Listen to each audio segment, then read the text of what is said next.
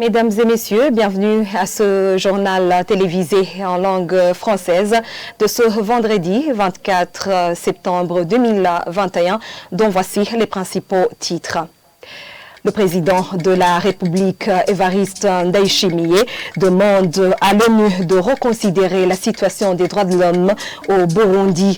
Il l'a dit ce jeudi lors de la 76e session de l'Assemblée générale des Nations Unies à New York.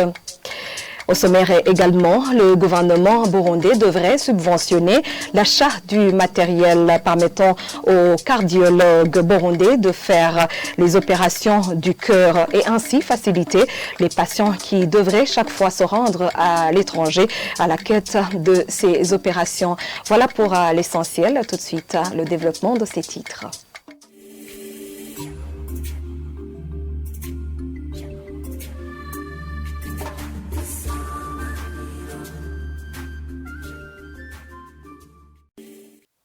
Encore une fois, bienvenue. Le gouvernement burundais demande à l'ONU de ne plus coller des mécanismes spéciaux en matière des droits de l'homme. Dans le discours du président Évariste Ndayishimiye, tenu à New York la nuit de ce jeudi au cours de la 76e session de l'Assemblée générale des Nations Unies, Évariste Ndayishimiye laisse entendre que la situation des droits de l'homme au Burundi est bonne. Je vous invite à le suivre.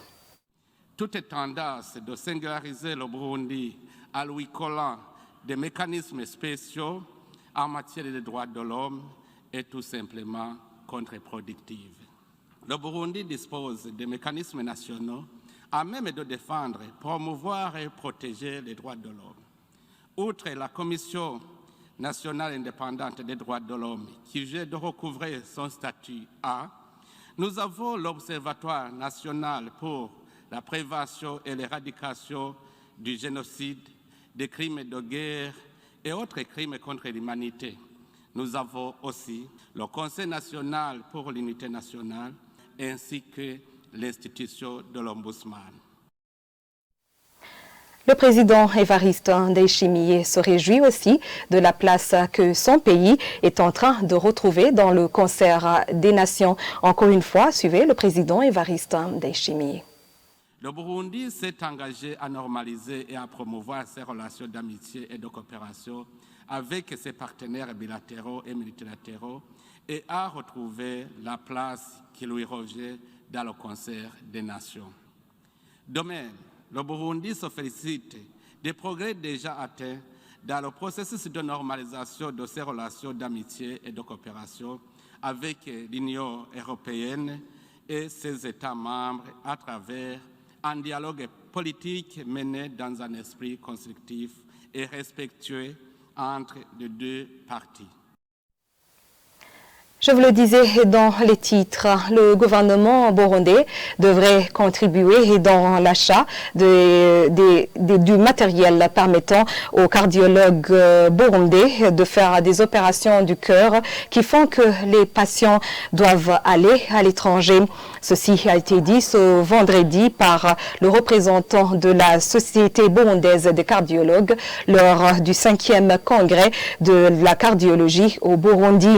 Le représentant de la maison Le Bon Samaritain demande aux cardiologues de placer leurs experts dans différentes provinces du pays. Le point avec Arthur Kavabouchi.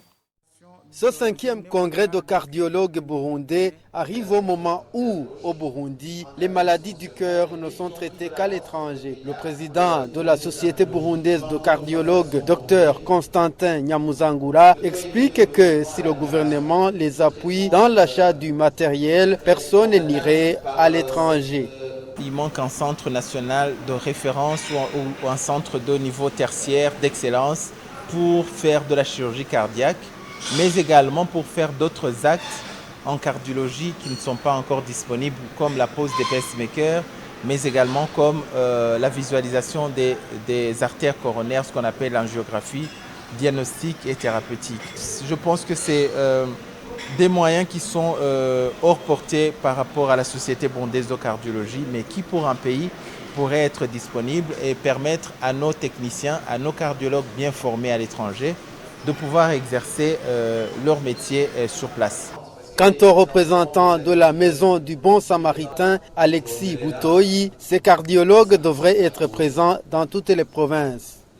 Je demande à nos décideurs de travailler étroitement avec la Société burundaise de la cardiologie pour renforcer leurs capacités, pour décentraliser le savoir-faire de nos cardiologues vers les régions du pays. Comme ça, on sauvera plus de personnes et c'est le pays qui va en bénéficier. L'assistant du ministre de la Santé, Dr Onesphore Nzigirabadia, indique que le gouvernement va travailler sur les recommandations de cette société. La Société burundaise de cardiologie est digne d'être le chef de file des acteurs œuvrant dans la prévention et la prise en charge des maladies cardiovasculaires. Ces recommandations pourraient servir de base pour la mise en place des protocoles nationaux de prise en charge des pathologies cardiovasculaires. Dans ce 5e congrès de cardiologues, il a été l'occasion de célébrer la Journée mondiale du cœur, célébrée chaque 29 septembre. Merci Arthur Kabwabouchi pour ce reportage. On poursuit avec ce journal. Des agences de la mutuelle de la fonction publique ont été ouvertes dans les provinces de Bururi, Ngozi et Gitega. Ceci dans le but de faciliter ses affiliés de l'intérieur du pays dans la procédure liée à l'octroi de la nouvelle carte biométrique de la mutuelle. Annonciate Sendadzilassa, directeur général de la mutuelle de la fonction publique, précise que la date butoir du 31 décembre 2021 ne concerne que les affiliés vivant en mairie de Bujumbura. Suivez le directeur général de la mutuelle. La décentralisation est déjà là, mais les gens, je ne sais pas si je pourrais dire qu'ils l'oublient ou que parfois certaines personnes, certains affiliés ont envie de venir à Bujumbura, peut-être en se disant qu'ils peuvent faire aussi d'autres courses. Sinon, jusqu'à aujourd'hui, nous avons 3 agences. Bururi pour le sud, Gitega pour le centre et est, et Ngozi pour le nord. Mais les gens n'y vont pas. Nous pensons qu'ils ont vraiment mal compris que la décision d'arrêter l'utilisation des anciennes cartes en carton au 31 décembre 2021, je pense qu'ils ont pensé que c'est pour tout le pays. Je tiens à le dire encore à tous les affiliés qui sont à l'intérieur du pays, que pour les affiliés de l'intérieur du pays, ce n'est pas au 31 décembre 2021. Non, nous allons prolonger. Pourquoi? Parce qu'eux-mêmes, ils ont commencé la production des cartes à l'intérieur du pays a commencé plus tard. Ce n'est pas la même chose qu'à Bujumbura. Ça fait juste quelques mois. Alors que les cartes biométriques à Bujumbura, même l'année dernière, on était en train de délivrer des cartes biométriques. Et oui, Annonciate Sendadzilassa a également annoncé que la mutuelle de la fonction publique va organiser des campagnes de photographie et de remplissage de formulaires dans le but de rendre le processus de l'octroi de la carte mutuelle biométrique plus facile. Encore une fois, je vous invite à le suivre.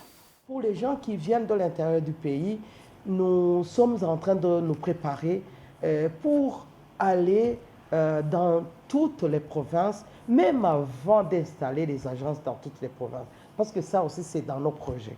Mais avant qu'on s'installe dans toutes les provinces, nous aimerions faire des campagnes de photographie, mais aussi de prendre ces formulaires pour que même si l'empreinte pourrait venir après, au moins il y a moyen vraiment d'ajouter l'empreinte, mais au moins que les gens ne soient pas obligés de descendre à Bujumbura ou d'aller uniquement dans les 3 provinces. En attendant qu'ils aillent dans les 3 provinces. Mais nous sommes en train de penser, même avant la fin de cette année, que nous puissions envoyer des formulaires dans toutes les provinces, et comme ça les gens peuvent remplir et après nous allons vers eux pour prendre, que ce soit les empreintes, que ce soit les photos. Je pense que les gens, c'est difficile pour eux de rentrer dans le changement. Mais vous imaginez, avec ces nouvelles cartes, vous êtes chez le médecin, votre prescription est instruite directement dans les pharmacies de la mutuelle ou chez les partenaires. Et même au niveau du siège, nous avons juste cette information via le système intégré informatique.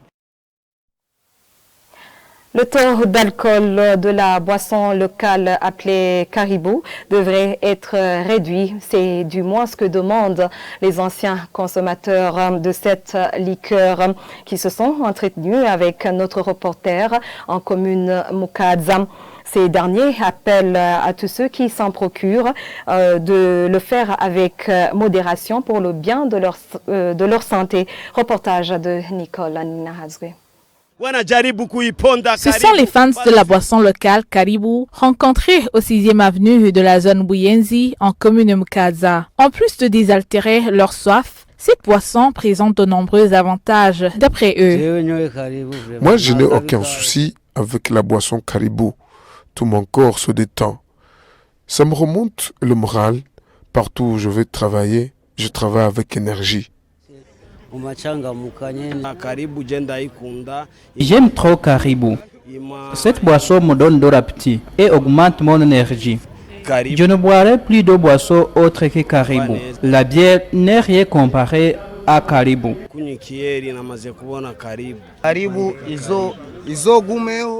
Nous, on veut que cette boisson reste sur le marché. Même si certains ne comptent pas arrêter la consommation de cette boisson Caribou, d'autres font savoir les effets néfastes que cette liqueur peut entraîner sur l'organisme, comme le témoignent ces transporteurs de vélos. J'ai déjà arrêté la consommation de la boisson Caribou. Que Dieu m'aide, je ne vais plus rechuter pour le bien de mon santé. Avant, je croyais qu'en prenant la boisson Caribou, j'allais éprouver de bonnes sensations, sauf que c'est tout le contraire. Ça a eu un impact très négatif sur mon cerveau et mon physique.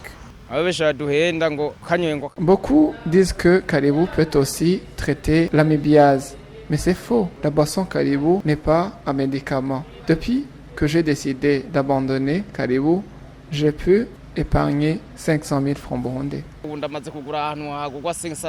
Que ce soit du côté des anciens buveurs de la boisson Caribou ou de ceux qui en prennent encore, tous s'accordent sur le fait que cette boisson contient un taux d'alcool élevé qui peut être nuisible à la santé. C'est vrai que cette boisson est très puissante en alcool.